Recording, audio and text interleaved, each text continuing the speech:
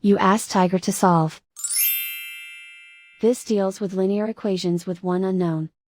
The final result is t equals 480 over 11. Let's solve it step by step. Simplify the expression. Break up the fraction. Find the greatest common factor of the numerator and denominator. Factor out and cancel the greatest common factor. Expand the parentheses.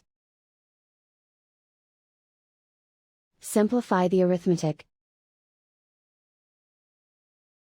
Simplify the fraction. Find the greatest common factor of the numerator and denominator. Factor out and cancel the greatest common factor. Group all t terms on the left side of the equation. Subtract t from both sides. Group the coefficients.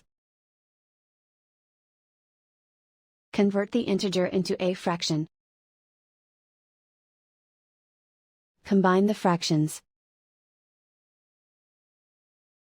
Combine the numerators. Group like terms. Simplify the arithmetic. Isolate the t. Multiply both sides by inverse fraction 60 over 11. Group like terms. Multiply the coefficients. Simplify the fraction. Multiply the fractions.